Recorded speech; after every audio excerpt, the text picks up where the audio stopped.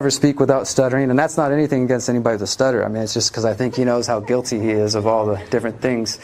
Have y'all seen that video of Peter Thiel being AI is helping fund the killing in Gaza from drones? He was confronted, he was speaking, I think it was at Cambridge, and the student union out there organized protests for like hours outside, but then some of them got inside and were able to ask questions, and they asked a question like, how do you feel about your technology being used by the IDF? And and he did that for a few minutes before saying, well, I just defer to what Israel thinks is right, so I won't, kind of giving away who's in charge there. But how many people here are not familiar with my work and got dragged here by a friend and maybe just don't know what you're in for? Awesome. Thank you guys for being here. I appreciate you very much. I will give you a brief background, and I do want to just send this out to everybody in the room. Like I said earlier, I never come into a room and assuming we're all on the same page about every single topic, and I never think that about even people that I agree on most things. I love the human diversity of opinions and thoughts, so if I say anything tonight at some point that triggers you or makes you feel a certain way, I want to encourage you not to walk out of the room, but to just sit with it and, see what we can learn from each other, right? And I just say that because sometimes I just have no filter. So my name is Derrick Broze. I'm 40 years old. I've been an independent journalist and an activist for about 15 years, maybe a little longer than that, but in terms of, I think, really understanding the lie of the two-party system and the false two-party binary, kind of understanding things on a deeper level for about 15 years. And I started getting involved in activism in those post-2008, 2009 financial crisis days. Occupy launched 2011. I started an activist group in Houston called the Houston Freethinkers back in 2010. So kind of in that era, resisting Obama, the drone strikes, the whole thing, the National Defense Authorization Act. A lot of protests, marches, civil disobedience, getting arrested, all these different things. And along the way, kind of fell into journalism. I didn't go to journalism school or ever have the plan of being an independent journalist or any kind of journalist. I just kind of realized through my activism that the media was doing a pretty bad job of reporting on things. At one example, the Houston Freethinkers, we had this big community party at a space like this, and we had all kinds of people and bands, and it was a great time. We raised money. And the cops decided to come show up and ruin everything. They said they were there for a noise complaint, and they showed up with like 10 cars deep. They end up grabbing me, arresting me, pulling a shotgun on a crowd of 100 unarmed people, and we filmed it all. When I got out of jail the next day for resisting arrest, I don't know what I was resisting, but that was the charge. But we collected all this video, we put it out there, put out a press release, and within an hour, all the local media was at my house interviewing me, and it became a big story. And the Houston police officer pulls a shotgun, and HPD investigated themselves, and surprise, surprise, they said they didn't do anything wrong. And the media all showed up, though, at first, and they came to my house, and they were acting super friendly, like, we saw the video, we want to talk to you, and it was on the news that evening. And when all the articles and the videos started to come out, after they came over to my house and acted all friendly, they wrote articles like, local group of conspiracy theorists surround police, and like saying that we were the aggressors, that we were, we're not the ones with the shotgun, but we were somehow the ones causing the problem. And that was like my first taste of maybe the media is not really looking out to inform the people the way I've been believing most of my life, right? And with things like that, I started to just pick up a camera. I started to go to local press conferences for the mayor, for the police chief, and I'm in there with my little handheld camera at the time. Everybody's got all their big cameras from the TV stations, and I realized I was the only one in there that had interest in asking any hard questions, because most of these local people, they want to be invited back. They want to get invited to the dinners and the galas and the exclusive events that happen on the local level. They want to be part of the local crowd, and one time I was asking questions to the chief about a contract they had for surveillance equipment, actually, and the chief lied to me one night saying he didn't know anything about it, but he didn't know that I already had the contracts from an open records request. And so I put out a video saying, Houston Police Department chief lies about this. The next day, there happened to be a press conference, and the chief's little bulldog officer told me, like, can you stay after? I was like, oh no, I'm getting asked to stay after class, like back in high school or something. And he told me, he said, you're welcome here anytime, as long as you're a good journalist and a respectable journalist, you'll continue to be asked back. And it's basically kind of giving me a little talk of like, I told him, I said, look, I know this is your job to defend the police department, but it's my job to ask these questions, and I'm not going to call torture-enhanced interrogation, and I'm not going to call, because the police, he said the chief didn't lie. He didn't confirm or deny. I said, well, when I have the records and he says he can't confirm or deny, that's a lie to me. Needless to say, I was not invited back to those press conferences, but I started to have experiences like that, and over the years, my work has generally focused on digital surveillance in different ways. And part of this is because with my activism, after a couple of years of doing the Houston Freethinkers and us doing protests, marches, we're also out there just being super radical, building community gardens for people, raising money for various causes. So obviously these things are going to get the attention of the police. And, they started apparently holding training sessions about us, describing us to the cops like we were some militant, dangerous group. And the only reason I know about this is because 2 police officers leaked information to me through another journalist. First, it came in the form of an email saying, if you know Derrick Broze, you should tell him that he has a criminal intelligence officer assigned to him. And at this time, I was pretty much just biking around downtown Houston all the time. So I guess there was some cop assigned to just follow me around everywhere while I'm going from community garden to protest to concert to whatever else we were doing. We were very involved in the art and music community. We were starting to make waves, though. We were starting to make the news, and they were paying attention. And so a couple months later, I was leaked another piece of information. A police officer actually took a picture of a room like this, but on this wall was a projector screen that had my face on it, said the Houston Freethinkers, and you could see a bunch of cops sitting in there like listening to this training session. And one of the cops from the back of the room took a picture. And so after that, I realized, okay, I'm under surveillance, and I tried to go do all the typical things. I went to the city council and the mayor and said, hey, here's this information, somebody do something. And they, once again, said they looked into it and there was nothing to worry about. So I decided, well, look, what does that even mean? I generally understood the principle of being under surveillance. I'm being watched, right? But what does that actually mean? What does that look like on the local level? And so that's when I began to dive into surveillance technology in a number of different ways. I looked at cell site simulators. Has anybody ever heard of stingrays? Yes. So a stingray is a type of cell site simulator. It's basically a little laptop that cops can use. And in the most ideal world, let's say they're looking for a criminal and they know the criminal's in a certain neighborhood. They drive around with this little laptop stingray and they can ping and ping until they locate the phone and then try to track down the criminal. But the way it operates in reality is that in the process of doing that, it's also scooping up the data of every phone that's in that perimeter. It doesn't just isolate and target one phone. It just like goes through and scoop as much data. And you're pretty much up to trusting the police to, destroy it after 30 days or whatever they claim. And even in that case, it's really hard to know because most people don't even know these things exist. So I started looking at cell site simulators. I started looking at heat detection technology, gate detection, voice detection, and of course, we're going to talk about facial recognition technology as well, which is becoming more and more of a concern. So over the years, my work has largely focused on that out of my own experience, and that's why tonight we're going to talk about that and how that's continued to rise. Because unfortunately, Edward Snowden was like 12 years ago, and how many people even paid attention or really cared? I mean, it made the news for a little while.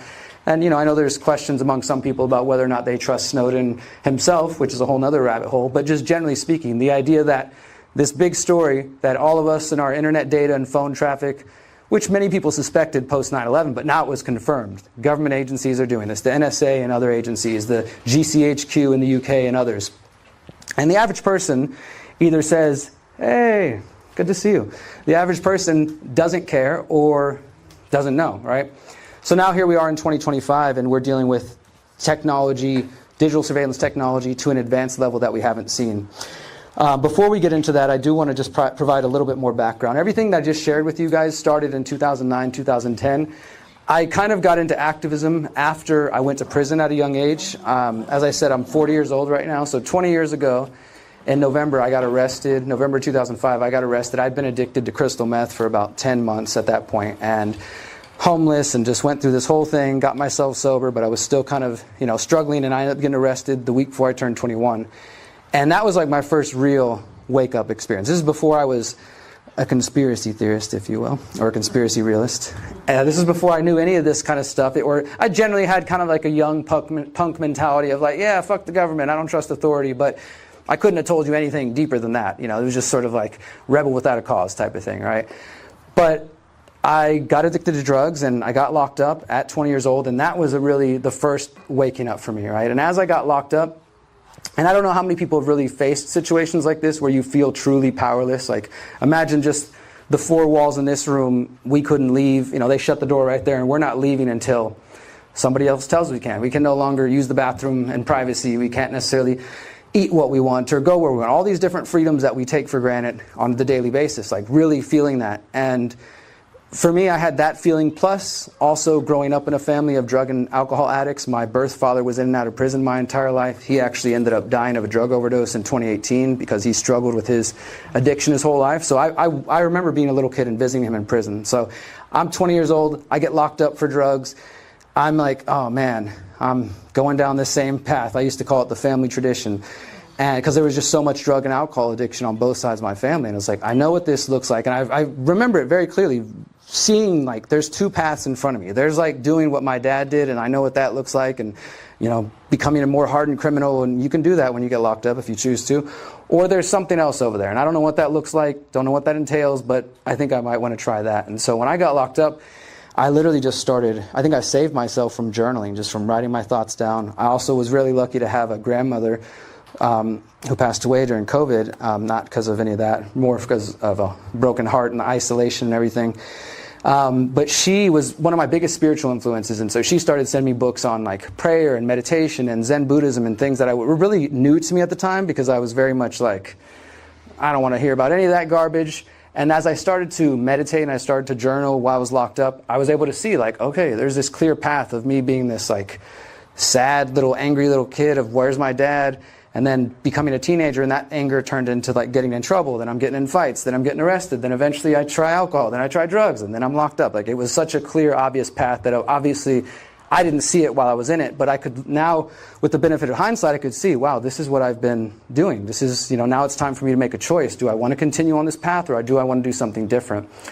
So I ended up doing 18 months in and out. I did a year first. I got out, lasted 5 months. I played that game for a little while. I was kind of getting sober, pulling myself out of this, changing my friends, and finding like a purpose, essentially. I think I remember being 23 and like the first time I was joyful watching a sunset and just like, wow, okay, so this is what I've been looking for. For a while I thought, okay, the answer is just stick as many drugs up your nose as possible. That's the way you find happiness. That's not the way. Let me tell you. Let me just throw that out there in case there's any confusion about that.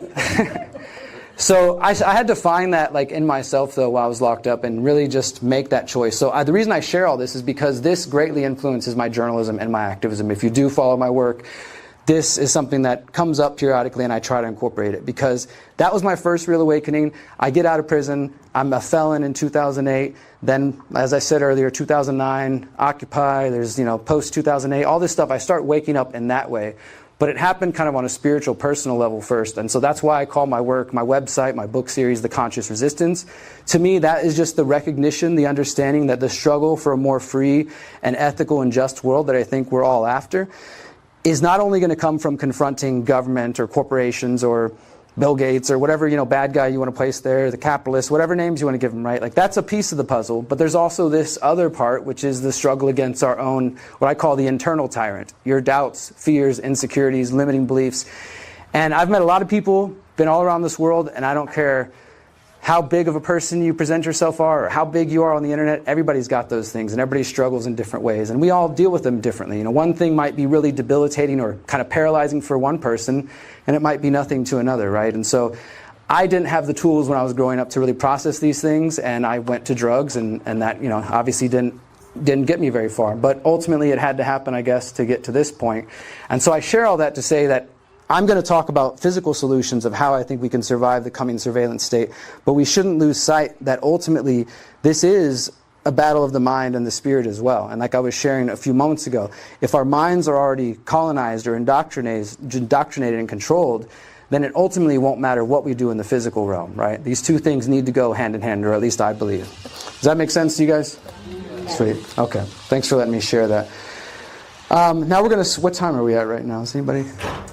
7:07. Dang, I'm going faster than I thought. Okay, we'll slow it down now. Sorry if I do talk fast. I hear that a lot. I'm trying to not think and talk so fast, but it's hard. So, how do we opt out? This is a question I put a lot of thought into. I was just sharing about my process of getting into surveillance technology, starting to understand those tools. I started to work with local groups, hosting teach-ins about how do you avoid stingrays? How do you avoid these different types of technology? And in 2017, 2018, there started to be different digital rights organizations, as well as lawyers like the Electronic Frontier Foundation and others, who were starting to warn about AI years before ChatGPT. And I want to make it clear, too, as we go forward, I'm focusing largely, of course, on the concerns. In my mind, AI is mostly a tool. I think it's something unprecedented, so it is something that we maybe need to have some deeper thoughts about. But, you know, I know there's always like, well, yeah, Derrick, but I'm doing all these great things. We accept that. We acknowledge like there's potential use cases, but there's also the worrisome aspects of the different technology. But I don't want it to come across as me being anti-technology. I use technology every day in all of my work.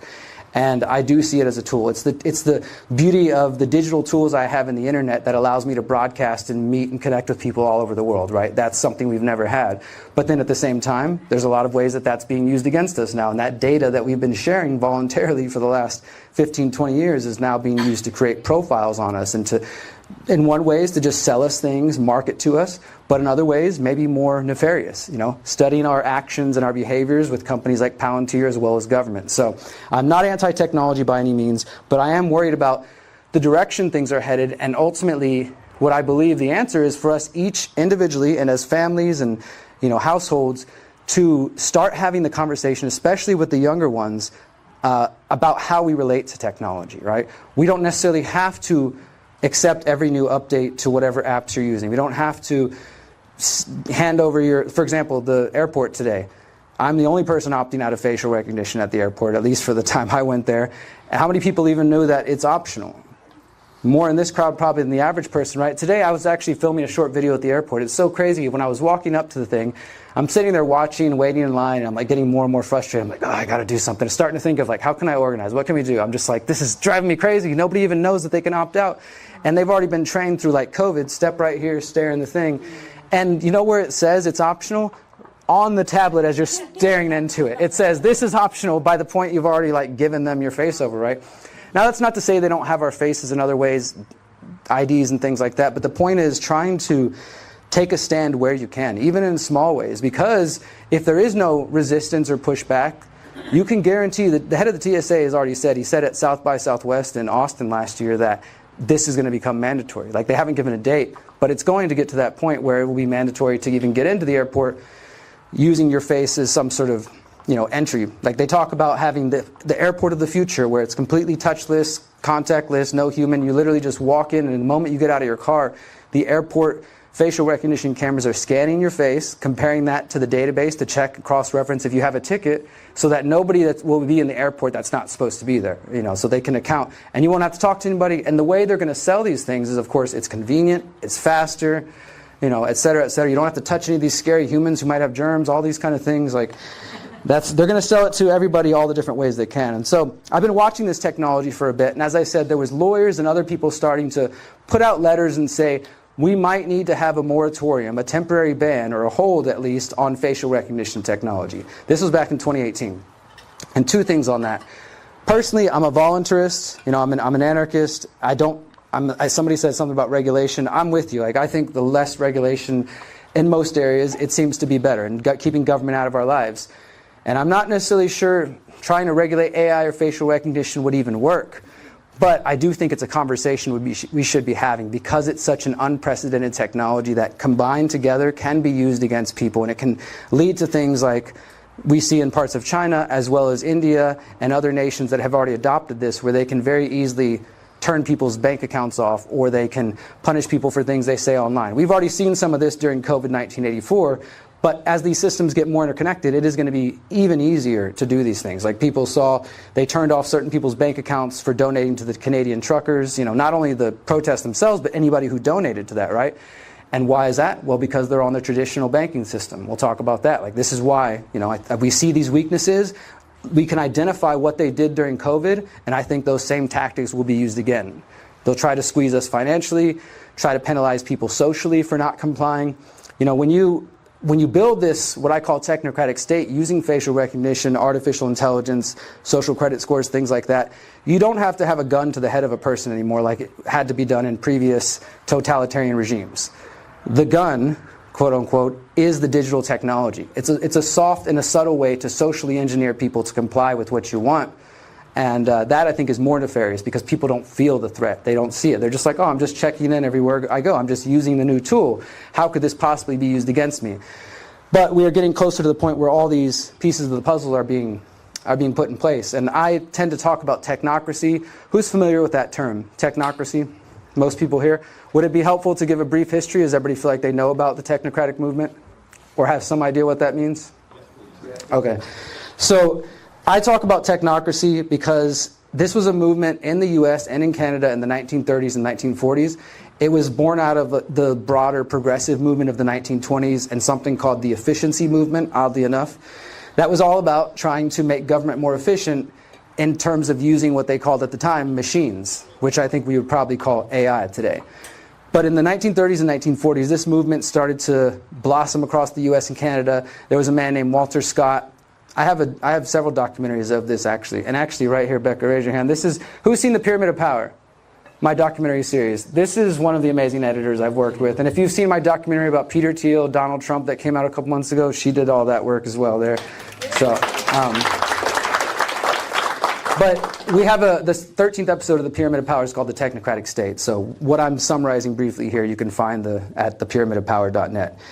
And basically this movement, it had its moment. Like at one point there was a massive technocrat parade in New York City. They had organizations and clubs popping up all over the country. And what made them different from other political movements, technocracy, right? So democracy, the people, rule by the people. This is ruled by the technocrats. And they said the technocrats would be the engineers, the experts, the scientific and technological elite. They said that the people are too dumb, basically, to know what's good for them. We need to remove the voting and, sort of representative government, but also the business, capitalist class, it doesn't know how to run things either. So you take those out of the equation, and instead you put these experts, these engineers at the top. And like I said, at the time, in the 1930s, they didn't have the terminology artificial intelligence, so they said the technocrat king, or the head of the technate, would be running these machines. And at the time, they were talking about ideas like energy certificates. Like most movements of the time, they promised it would be a utopia. They did also acknowledge it might involve some loss of individual freedoms and privacy to get to this world, but I promise once we get there, it's going to be a utopia, it's going to be great. And it did have a pretty popular moment in history. In fact, some of you may know that Elon Musk's grandfather was involved, Joshua Hadelman. He was involved in Canada with the party there.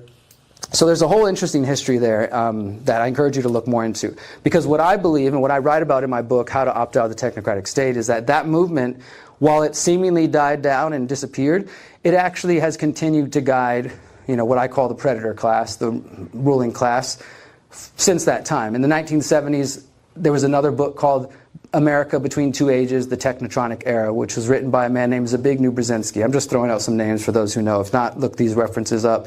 Zbigniew Brzezinski was a long-term advisor, presidential advisor from Jimmy Carter to Barack Obama. He helped found the Trilateral Commission, just a general, what you might call a deep state agent.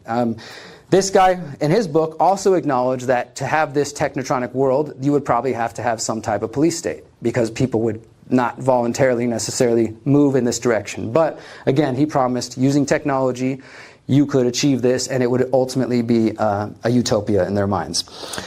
I still believe that this ideology is what's guiding many of the people today. And the technocrats of 2025 are people like Elon Musk, you could say Bill Gates, Jeff Bezos, others, right? These are people that have enough money, wealth, and influence that they don't need to be elected into any governmental position to affect and impact your lives. Like, they can cause dips and changes in the stock market.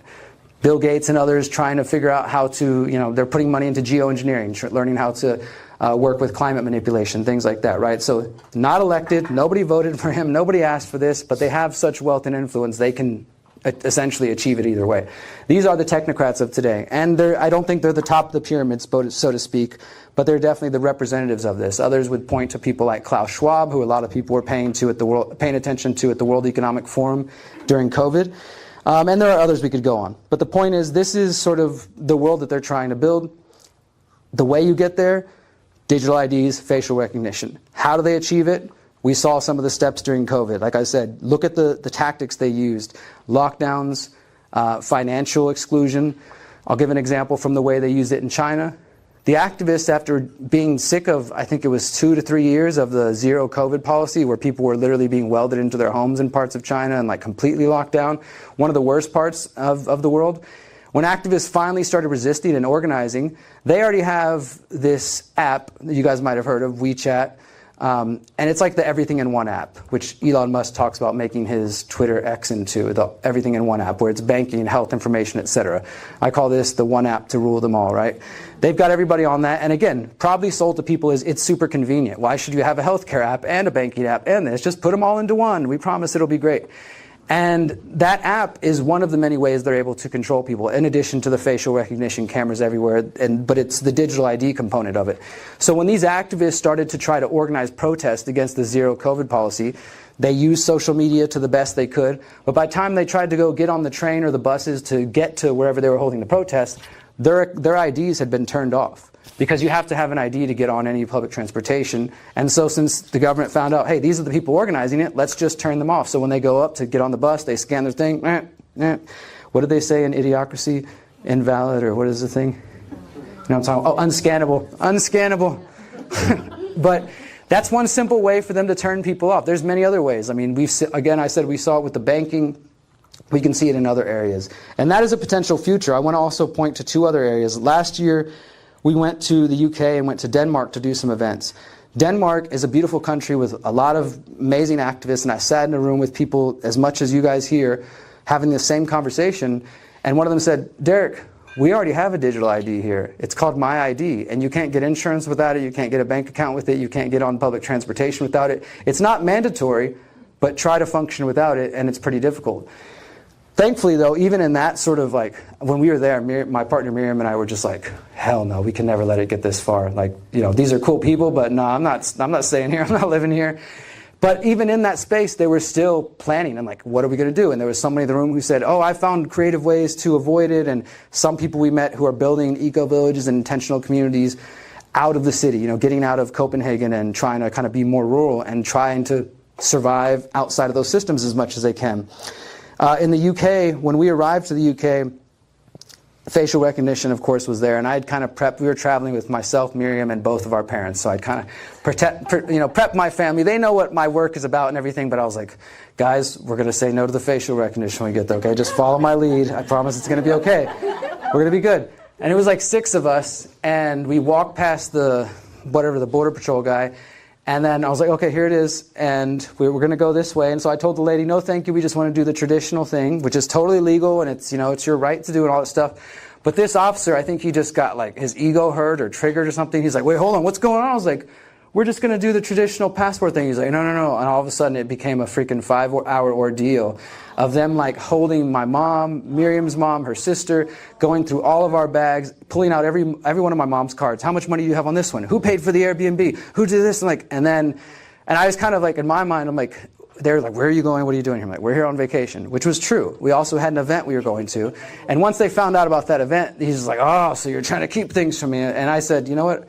I'm from the U.S. and technically, like, this is just none of your business. He's like, you're not in America anymore. And, you know, just did that whole game for a while. And then eventually he starts looking up my website and he keeps letting me sit down and comes back and asks me more questions. Are you one of these people who think pedophiles run the government? And I said, well, if you want to get into that. And he's like, I'm not trying to get conspiratorial. I'm like, well, you asked me. I'm just trying to give you an answer here. But so he's clearly going through my website and going through everything. And then eventually they bring out 2 counterterrorism officers. Like, you know, these are like the suits. Because this guy was young. Like I said, he had very little power, but he had the power to at least make our day miserable. You know, my family, everybody's hungry, and at one point they took my sister-in-law to the other room by herself, and we were just like, what are they doing to her? You know, it was just a horrible ordeal. And my family just saw him like, look, we didn't do anything wrong. I know this sucks, guys. I'm sorry. Maybe you want to blame me. I was like, but we literally haven't done anything wrong. And these people are just creating a problem out of nowhere. So anyways, after the counterterrorism officers came and asked me some questions, they left, and the guy came back with our passports, and he's like, follow me.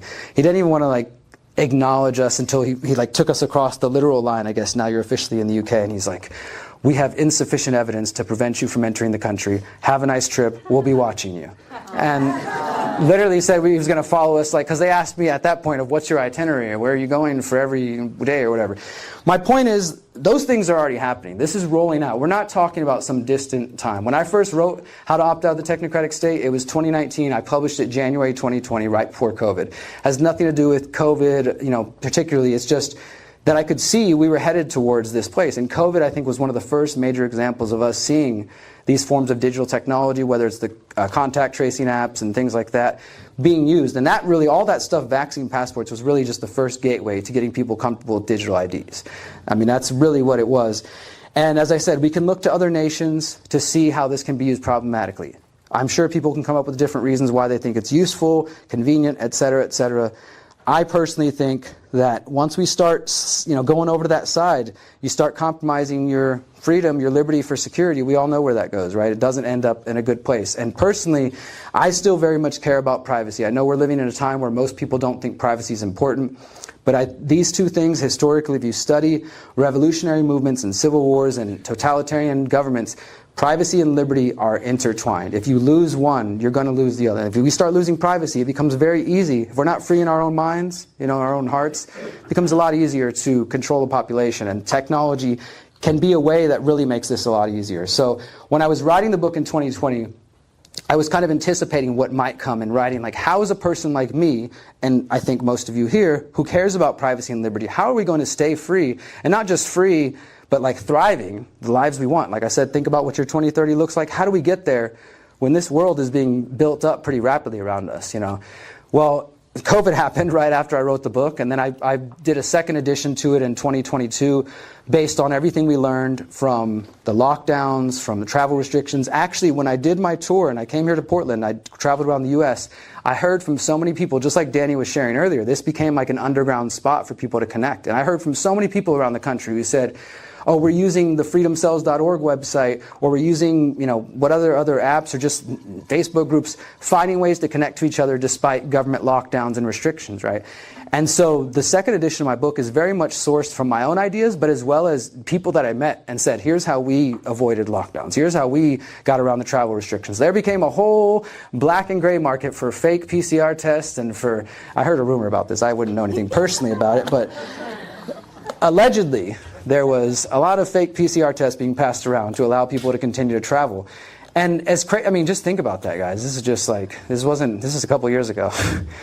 And something like that could happen again. Those sorts of measures could come back. It might not come because of a pandemic, and whatever your thoughts are on that, the point is that event was used to advance these causes.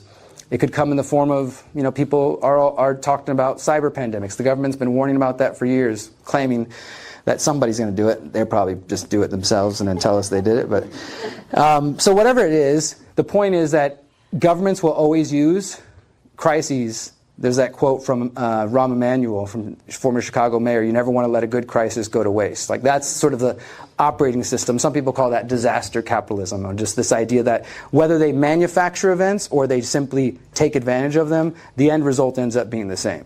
That things like surveillance, loss of liberties and privacies and freedoms advance. And, it's very hard to get those things back.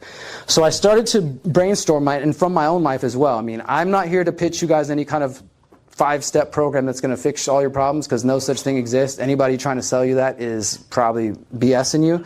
But I can speak from experience that I haven't used banks since 2008, that I've been driving since 2008 without a driver's license. I'm not a sovereign citizen. I don't file any paperwork. I don't have any, I just live free. These, I have like Jedi stuff going on, It's like, a cop sees me, I'm like, these are not the droids you're looking for. I just try to live as free as possible and stay out of these systems. I don't have a cell phone. These are just personal choices I've made. I'm not saying any of this is easy by any means, especially if you're the kind of person that's very plugged in, like I am. You probably see me with my laptop everywhere I go, so it's sometimes a little more obnoxious. But the point is I've tried to live a life that allowed me to do the things I want, to cultivate that I want, including the wealth. I'm not saying that like abandon everything and go live in the woods. That might be the path for some people, but I do think there is a way for us to have the lives and the comfort that we're used to in the future. But we need to start thinking about the ways we're dependent on the systems they're building. If all of your money is in a 401k right now, or in stocks, or if you've got $10,000 plus of credit card debt or student loan debt, like these are the type of things that could be used against you in the future. These are the kind of things that could get you squeezed later. If you have all of your money in the bank, which, and again, nothing I'm going to say here again is a judgment on anyone. This is just the facts of life. But who here is using like Bank of America, Chase, generally like the mainstream banks? It's okay, nobody's judging you. Most people, right? Most people. That is something that we can take a step right now and choose to exit from and choose to support better systems, right? Some of the things that I'm offering are things that can happen in a moment's notice. They're not big things you need to prepare for. That might take some time if you want to unplug from the banks. In my book, I talk about that, like creating a 6-month plan. Like, let's say you've got all this direct deposit, all these different things, and you got to untangle that. I get that. But for me personally, it's worth whatever struggle or effort that might be required to live in line with my values. The freaking big banks, all of them, Goldman Sachs, Bank of America, all of them were involved with the financial crisis and robbing the American people. Chase Bank helped launder money for Jeffrey Epstein and his victims. Like, why would we want to support these kind of systems? But when you give them your money, because of the way fractional reserve banking works, they can take your money, invest it in all kinds of things that you have no say in. And not only just the general principle of like, kind of supporting those institutions. Again, not a judgment on anybody, but for me, that's something that does matter. And essentially what I talk about, I call it exit and build. It's like taking the idea of voting with your dollar, but applying it in a holistic way to as many areas of your life as possible, right? So when we talk about voting with your dollar, it's things like, okay, you don't like Monsanto, glyphosate, so you don't buy Roundup, right? You don't support that company. You don't hold stocks in them. You go out of your way to avoid that. And you could probably think of other companies or corporations or things you might personally try to avoid and things like that. That's voting with your dollar. We all understand it in that concept. But if you apply that to the banking system, you start applying that to the place you get your food, where you get your food, and what you support. Obviously, here you guys have some better options than people in other parts of the country as far as supporting smaller businesses. So taking that idea and basically applying it as radically as you can. So unplugging from those systems before it becomes too late, because essentially what I fear is that if we continue to have these conversations and you continue to watch the podcasts and the documentaries and read all the Substack articles and watch all the stuff on Instagram and TikTok and wherever else, and we just watch the world get worse, but we don't actually do anything about it, well, why should we be surprised if we wake up tomorrow and then all of your money has become a central bank digital currency or a stable coin, or you no longer have the option to opt out? We're in a very tight window right now that seems like there's still time to focus on building parallel systems, alternative systems in these different areas, and I'm going to give some more examples.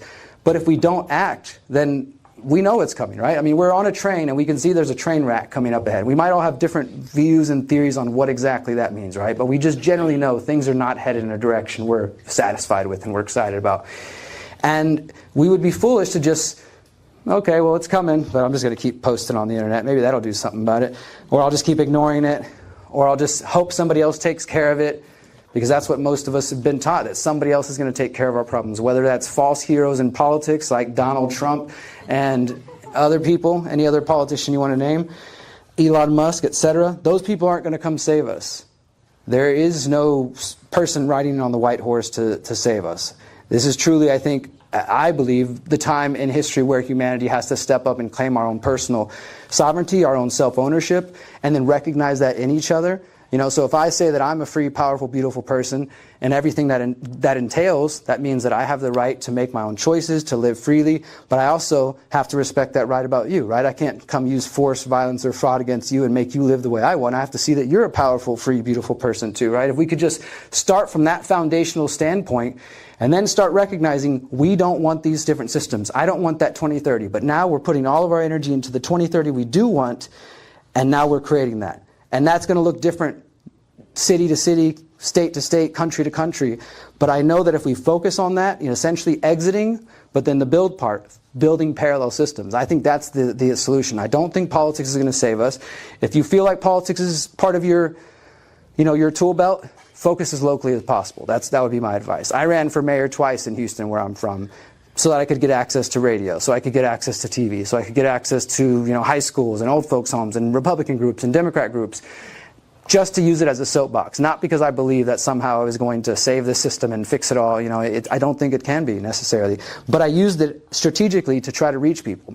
But overall, I don't think politics is the answer. I also know that violence isn't the answer.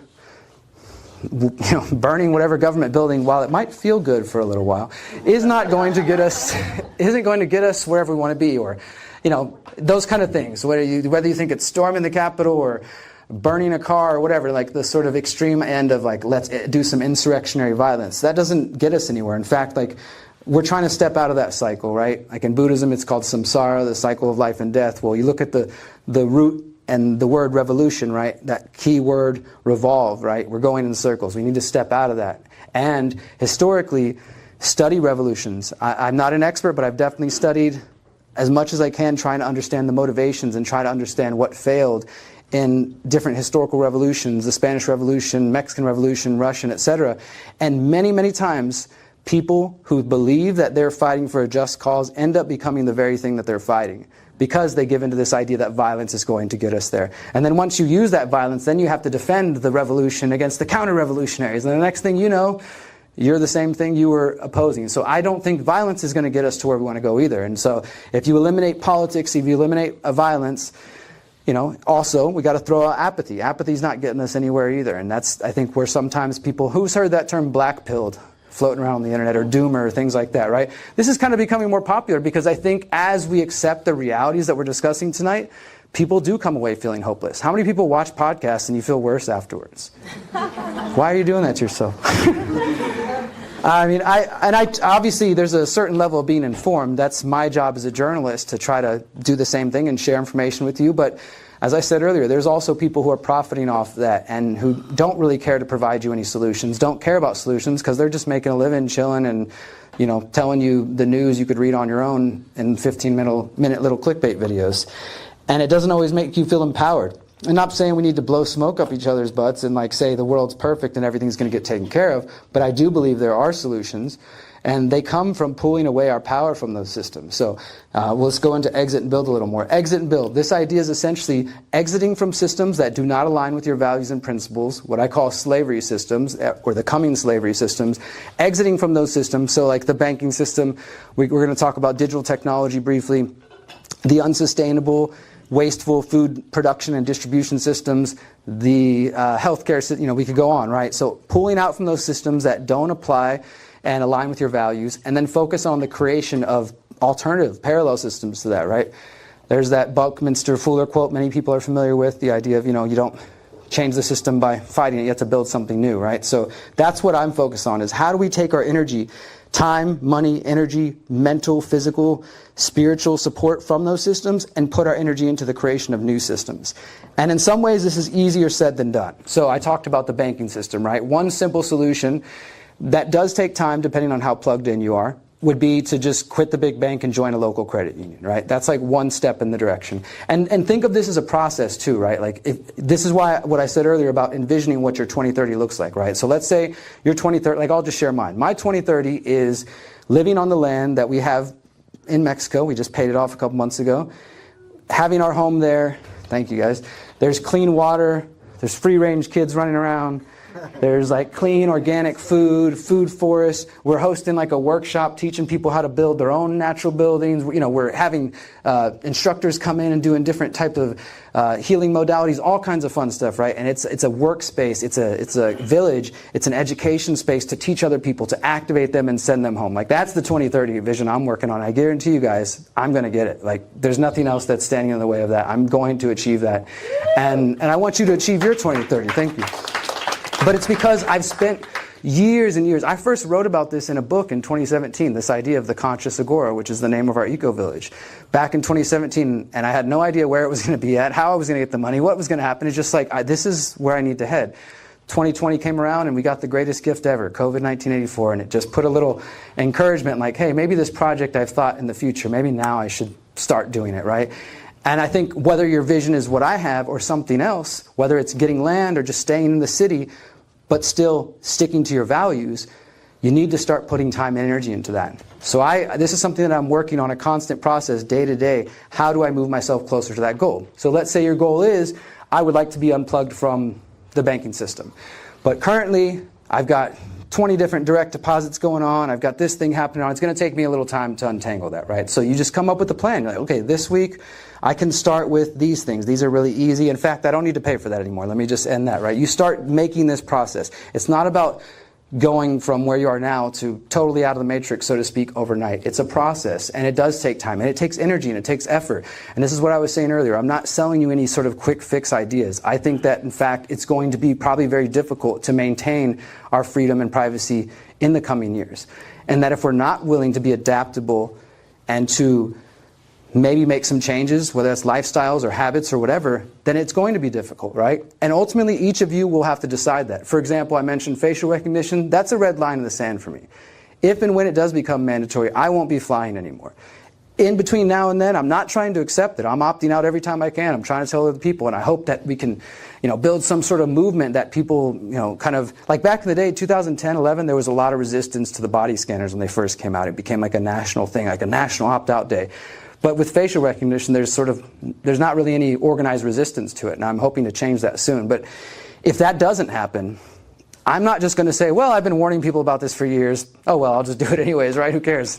It's not actually principles I want to live by. It's just words I say. But that's not how I operate. We have to, I think, find those things that you do care about, and what is that red line in the sand for you? Maybe that's not a line for you, and that's okay. It's going to be different for each person.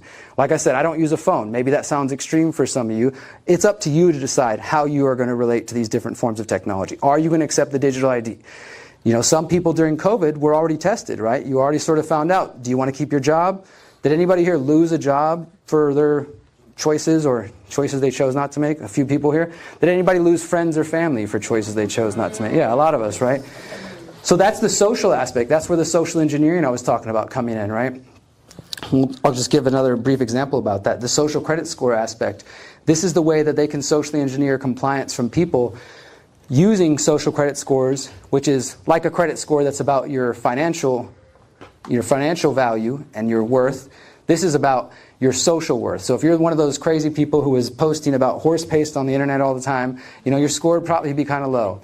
Or if you're one of these crazy people that insist on coming to events like this, your score would probably be low, right? And at first it's like, oh, who cares? Some silly internet number, right? Until those things get connected. And then you realize that your score actually affects your ability to get that new promotion you've been trying to get. Or your score affects your ability to use public transportation. This is happening in parts of China and other nations that are implementing social credit scores. So think about this. Let's play this out in our minds. You got a good friend. You're a very vocal person. Maybe you're an activist, like I said. You're posting about these things. And it's not only your score that will go down, it's the people that associate with you. Their score can go down as well. And so then, eventually, my friend who loves me so much says, look, I care about you, but I have this really important, promotion I'm trying to go for coming up, and I need a score of at least 600. And if I keep hanging out with you, my score is going to go down, so I'll see you in 6 months. I love you, but I got to, distance myself from you. Little things like that are very subtle, but that's one way to squeeze people. Again, there's no gun in the room. It's just using the technology to pressure people into compliance. And those things are going to, I think, rear their heads more and more. So exiting a building from the banking system might be that you come up with a plan to switch over to a local credit union. For those who are interested in going beyond that, there's things like gift economy, barter some people are into. There's also private cryptos. I don't really support Bitcoin these days anymore and things like that, but I do think Monero, which is a private crypto that at least has allowed and helped me avoid certain institutions and banks for the last few years, is a tool. One thing, as I said earlier, is to be adaptable. A tool that works today might not work in a year. Things might change because that's the world that we're living in. I mean, the predictions for how rapidly AI is going to change our world in the coming years are very fast. Like in the next 5 years, the world is going to be vastly different in terms of it just being incorporated everywhere, which is already happening more and more, right? So we have to prepare for these rapid changes, and I think that's why you have to be adaptable. So you exit and build from the banking system. You get into a credit union. Then maybe you're willing to look into Monero or something like that. Or maybe you're focused on other things, like I said, like gift networks, gift economies, alternative systems of exchange. At one point we had set up a local market in Houston where it was just different vendors, artists, food, all kinds of stuff, and everybody there was willing to take cash, silver, because there was some people into precious metals, and then whatever else you want to come on with. Where we live in Mexico, there's a currency that is only in Mexico. It's called the tumen, and they don't even really call it a currency to kind of stay out of, stay a little less visible. They just say it's a game, but this game is spreading around parts of Mexico where different communities are starting to accept the tumen, and they actually create a physical paper for it, and they have a whole way to go about it. My point is these systems can exist. You might not be the one to build it, but learn about these. Look for the people who are thinking in these ways and support them. That's the other thing, right? Exit and build. In some ways, we're not going to be the builders because maybe it's beyond our knowledge set, so support those who are working on that. One example I'll give is the technology side of things. The tech side is huge. We could talk all night about it, but I just want to throw out a few few solutions here. Who got here on Google Maps? Or Apple Maps? It's okay. We just probably everybody. And that's understandable, right? Because these companies have monopolized everything, right? You can't go to the local electronics store and find a Linux-based computer, or companies that do exist now that are creating de-Googled phones and privacy-based services. So I'm going to name a couple of different sites to check out if you want to go down this road. Because again, this is one that, while it can be overwhelming, you could stop using Google right now and start using presearch.org, or start using SeerX, or some of these others that exist. You could stop using Google Maps and look into other alternatives like Organic Maps or Magic Earth, right? But are you going to be able to find them on the App Store that you're using right now? That's a whole other question, right? Because Apple, they control these stores and they can control what gets on there, which is sort of an example of the whole system, right? We've just accepted, for those of you who use Apple products, that this is the store, they control it, they can take apps off that they want, but it's because we're voluntarily choosing to use them, right? So if you play by their games, they're going to set the rules, right? But there do exist alternatives. So my buddy Hakeem Anwar, he actually has a company called AbovePhone.com. And I don't have a phone, but my partner Miriam does, and so that's the one she uses. And when we travel, like when we did some touring recently, we use Magic Earth to travel. We don't use Google. And like a lot of these projects, when they're open source, they kind of start out a little bit rough, and you got to give them a little grace period. But it's come a long way. Now it's like just as simple and easy as using anything Google. And that's kind of another meta point, I think. Think about the fact that we're so used to Google Maps that it's become, and just Google in general, it's become a verb, right? Just Google it. You don't say search it, you just say Google it. But also, even just looking at a map different than Google Maps or Apple Maps, it's like your brain doesn't know how to make sense of it because we're so used to just that. That's how much influence they have in our lives, right? So there's a little bit of unlearning you have to do, and there's learning curves for these new tools, but they exist. So Miriam uses the phone. When she wants to watch YouTube, she uses the NewPipe app, which connects everything that has YouTube on there, but there's no logging of traffic. There's no needing to log in. She likes to listen to podcasts, and on the phone they have the AntennaPod. It's a open source app that allows you to listen to everything that's on Spotify, on Apple, etc., without an account, and you can actually download, because the subscription-based service is also part of the you will own nothing and be happy mentality. Because think about it, we used to own physical media, CDs, DVDs, records, whatever, even just downloading music to your own MP3 player or something like that. Now we're just like, no, it'll just be on Spotify whenever I want, or be on Netflix or whatever. But they can take those things down, and they do. They took down certain artists during COVID. They took down different people. So it's just another way that we've kind of bought into that subscription-based model. You're going to pay for it forever instead of actually buying it. But there are some artists that still, if you have an opportunity to use a website like Bandcamp or something and pay an artist directly, pay them, support the artist directly. Don't go through Spotify. My point is, all these tools exist out there, but you're not going to hear about them at the local electronics store. Most people don't know, because Google, Microsoft, Meta, etc., have monopolized that marketplace. So at Above Phone, they sell phones, they sell laptops. There's a banner on my website at theconsciousresistance.com if you guys want to learn more. I think there's a discount code through that, just in case anybody wants to get something. But the point is, they also offer a lot of different resources. Hakeem has another website called takebackourtech.org, and it has really simple guides, written and visual guides, on how to switch over to Linux, how to learn more about encrypted messaging apps, like learning how to use VPNs, just really basic but useful tools. And this doesn't mean these tools are going to protect you from every type of hacking that exists or that the government or the CIA has access to. But if we're not even trying to protect our privacy, and we're just giving up, and we're just like, well, whatever, they got everything, I'm not even going to bother, then we shouldn't expect anything but privacy to disappear. So why not at least try to make a little bit of a stand, right? A couple other websites on that front as far as tech: privacytools.io, and nomoregoogle.com. And these are literally just so you use Gmail, and it'll say, here's a bunch of alternatives. Again, do your own research. I don't get paid by these companies. I'm not vouching for all of them, but there are alternatives that do exist. So when it comes to Google Documents, I use a service called CryptPad. CryptPad.fr is the one I use. CryptPad has documents, it has sheets, it has forms, it has all the things you're used to doing with Google or Microsoft, but it's encrypted, it's open source, it's not going to be stealing your data, etc. So again, voting with your dollar. Why not actually try to support the companies that are trying to offer these alternative services to us, and then tell other people about it, so that more of us can exit from these systems and try to build new ones. And this is what I was saying, like, I'm not a software engineer, I'm not a coder, I'm not a developer, so I don't know how to build these tools. When I meet somebody who's working on them, I try to do my best to like shout it from the rooftops. Like, hey guys, this person, like I had a guy build an alternative to Spotify.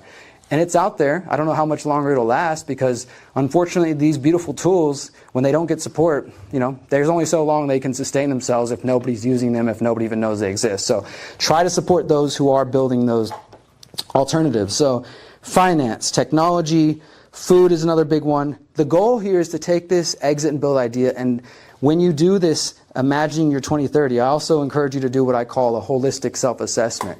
Use COVID as the sort of starting point. Look at the different areas of your life and see what are the weakest points right now. It could be what I said, that you're in debt right now, or that you're totally dependent on the grocery store for all your food.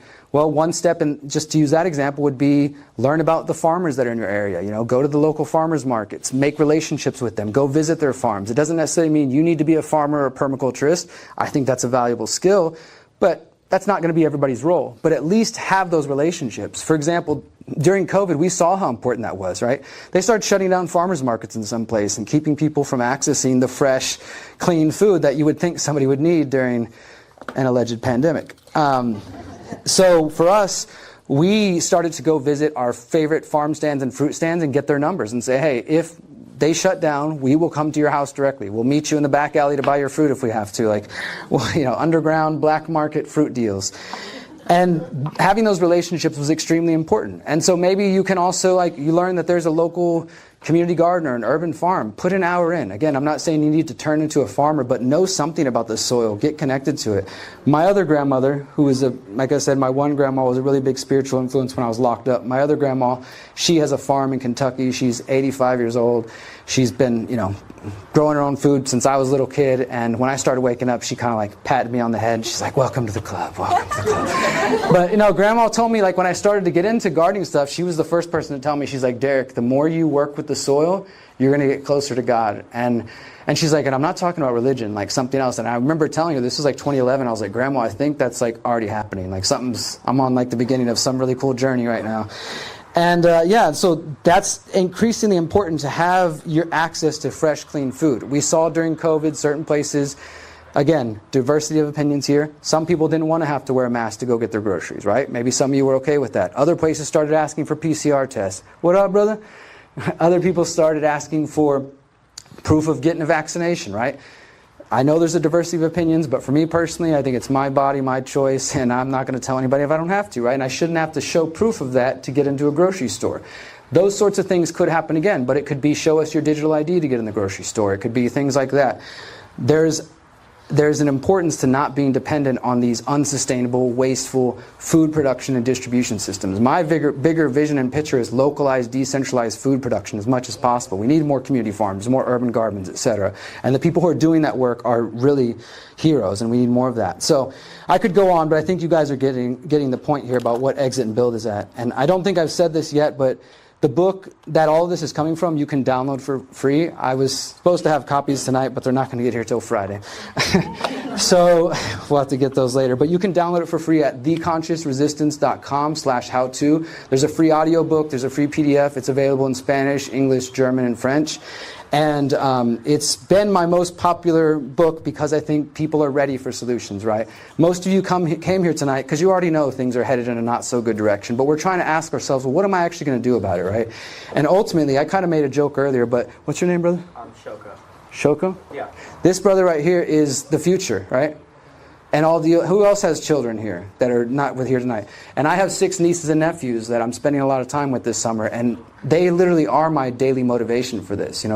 I think it's important for us to recognize that the world that the coming generations are being born into is 100% dependent on what we do or do not do today. All of you clearly came here for one reason or another because you suspect things are going in a not so great direction.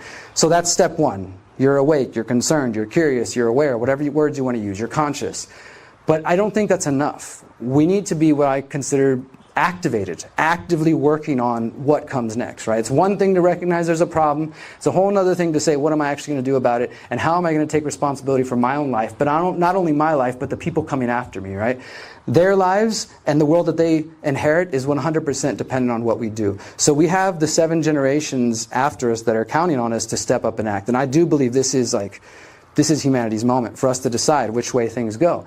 And also take strength and take solace from the fact that you have 7 generations of your ancestors behind you as well. You know, no matter what your skin color, place of birth, language, etc., each and every one of us were born here on this planet, and our ancestors had to go through blood, sweat, and tears to get us here, to be alive in these moments. You know, just think about that. All that struggle and all that effort that went into us being able to have the lives we have, even with all of our problems, even with all the things we're trying to fix.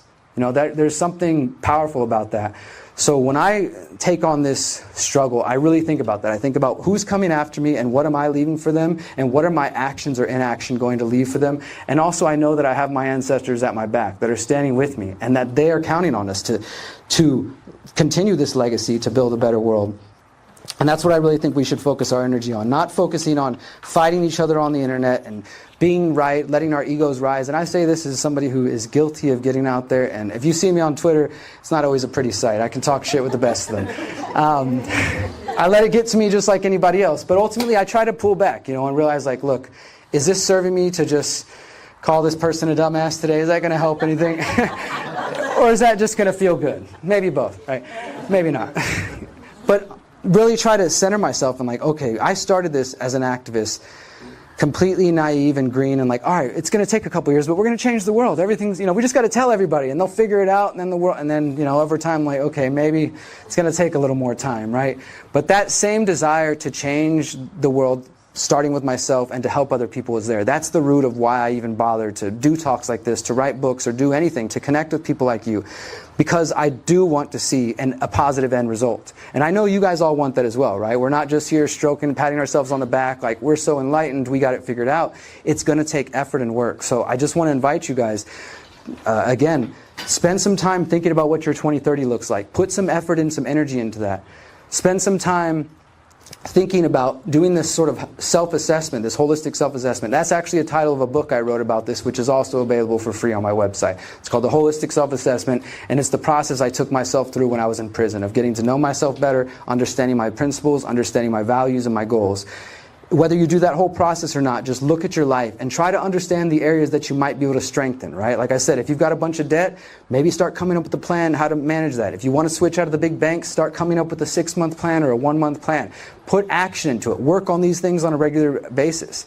I actually put together a free 45-day exit and build challenge that you can use on my website. It's 7 weeks, and each week we go through one of these things. We go through technology, we go through food, etc. And we go through, here's the problems, here's the solutions, here's some homework. And I promise you, if you actually take this thing seriously and you use it over 45 days and then just continue on with it, you're going to start to see change in your life. Like, it's not something I can do, it's something you have to do. And I'm sure you'll have even pieces of the puzzle that I haven't thought of. But I did this around the election last year to sort of invite people to say, hey, look, if you're going to go vote in the most important election of our lifetimes, great, do that, but also maybe consider trying these strategies too and see which one, you know, works out better for you. What's that saying, like shit in one hand and do something in the other? It's kind of how I felt like. I was like, go vote in one hand and then try exit and build and see which one actually helps. Because again, I don't think politics is going to get us there. So we have to put our energy then into what might actually help. And for me, that is the creation of these parallel systems outside of the mainstream, building something new. I don't know what it looks like. I can't, describe exactly how we're going to get there, but I do know it's possible. And maybe even if it's not possible, it still feels like it's probably important enough to put our energy and our time into. So thank you guys for being here tonight.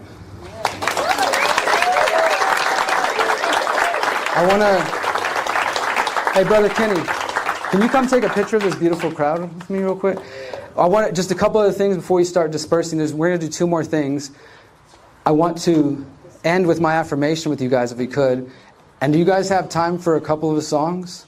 Yeah. So for those who don't know, I also perform music, and my brother here, Presence, right here, and we have Ben in the house somewhere. Did he walk? Oh, right there, behind the pole. Dub Effects right there. We're going to be performing tomorrow night at the Star Theater.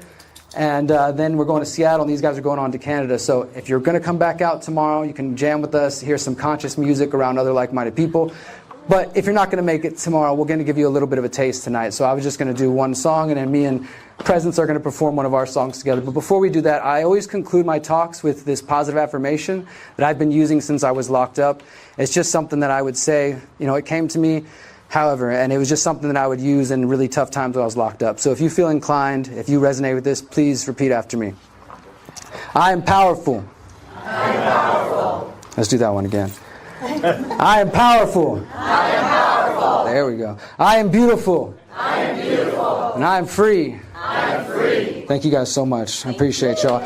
So we're going to do a quick song. If you want to come by and get some shirts, Kenny's going to be over there. Sign up for my email list. And I did want to do a Q&A, but should we do the Yeah, I mean, this song is definitely, thanks for being here, by the way. This song is definitely along the same wavelength as everything you've been talking about. It's just about, just choosing not to play into systems that we know are destructive to the reality that we live in. So taxation is one of the biggest ones, where people think that they have to do it, but it's really coercion. It's really just a big bluff. It's a giant bluff that everybody is buying into. And a lot of people don't know that 60% of Americans actually don't even file income tax returns. It's a form, it's a confession form.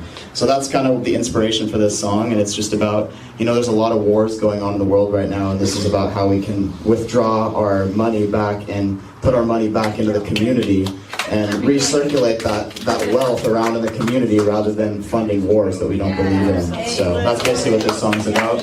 All right, make some noise for Presence. Check this out, everybody.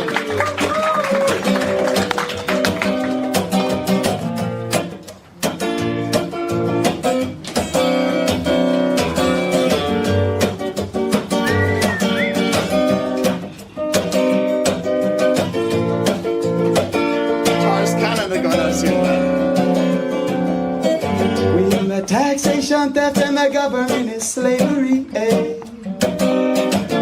We're paying no mind of money to false authority. Because we own the product of our labor and our even creativity. We will be used for funding war and genocide and heavy weaponry. And taxation theft. I won't be paying no money to fake authority. I will fund no war, no genocide, taxation fair. I'ma keep my money in the community. Taxation. From the day you were born, the system treats you like a commodity, taking their cut, every transaction, every quantity. Tax on what you earn, what you buy, what you sell, what you own, what you inherit. That shit is an atrocity. Don't even do the hidden tax out of inflation when they print money and take a luxe vacation. Then they counterfeit a couple stacks of more, spend it on war and corresponding media campaigning. Most people know that it's a wrong to rob their neighbor, but they think that it's a right if we wrote it down on paper. Programs of elite, slavery, a racial issue, whites versus blacks. Either way the master get their revenue, either way the subject is you. Until you choose to own yourself and everything you do, you stop being subdued by the coercion of the few and break the bondage and acknowledge your inherent worth too. Yes, let me see if I can help you grasp what we're saying. Politicians take your money, more for the slaying. While our people suffer, the fat cats they ignore. They got money for wars, but can't feed the poor. Taxation is theft, and some call it extortion. Involuntary taxation, pro-lifers pay for abortion, while non-smokers pay for tobacco subsidies, and vegans funding animal inequalities. Steal from anti-war activists to pay for violence, and people wonder why the streets are filled with riots. I do not consent, and I will not relent until all my brothers and sisters repent. Yeah, this is our time to reclaim our worth. Together we can have what we deserve. One by one, let's take our money from the banks. Let's see what they do when they got no money for tanks. We know that taxation, theft, and the government is slavery. We're paying no mind the money to false authority. Because we own the product of our labor and our divine creativity. And now we will be used for funding war and genocide and heavy weaponry. Alright, sing this with me. Here we go. A taxation fair. Again. A taxation fair. Taxation is there. Taxation fair. So I'll be paying the government of corrupt crooks, you know. Yes, you know. All right, here we go. And now the banks of the river got the flow of the currency. Now all of a sudden, for the first time in history, you can get your currency out at the banks and grow your own. Take ownership of your life force energy. Even back in the days of Rome, they used silver and gold to protect against the parasitic entities. And now I use ancient and modern technology, stacking freshness. Crypto is my philosophy. Survive and prosper straight to the coming apocalyptic collapse. Monero being used to the counter economic attack. Living life like a certain Samuel Edward Conkin III. Inspired by the agora, the free market's absurd. Ross O'Brien got locked up for just creating one. Countless of the men and women lives ruined and done. For heaven's sake, let us engage in voluntary transactions. No criminal in the middle taking fractions now. The sickest thing of all is you're playing a role. They ain't just taxing your wallet, they tax your soul. Some turn a blind eye to the crimes they fund. By taking from your wallets, they buy the guns, the bullets and the bombs they keep raining down on the innocent children, victims go in the ground. I'm praying for the day the atrocities will cease, whether it's the government man or the violent police. We're capable of more, but I know it seems difficult. Better humanity almost seems mythical. Together we have the power to rise above. Reject the hate and division, we can choose love. Let's build a foundation that stands the test of time. This means resist taxes, don't give them a dime. We can build a world based on morality and consent. The march to the new world order, we can prevent. Oh yes, we know that taxation, death, and the government is slavery. And now we're paying no mind of money to false authority. We know that we are not product of our labor and not even creativity. It won't be used for funding war and genocide and heavy weaponry. Sing it! Taxation fail. I won't be paying for a genocide in a Gaza. Taxation fail. I won't be paying for a proxy war in the Ukraine. Taxation fail. Cause authority comes from ourselves, from within. Taxation fail. Taxation. Yeah. Make some noise for this guy right here. If it wasn't for Derrick back in the day, I wouldn't be making this music. So big up to Derrick, and thanks for all coming out and showing your support.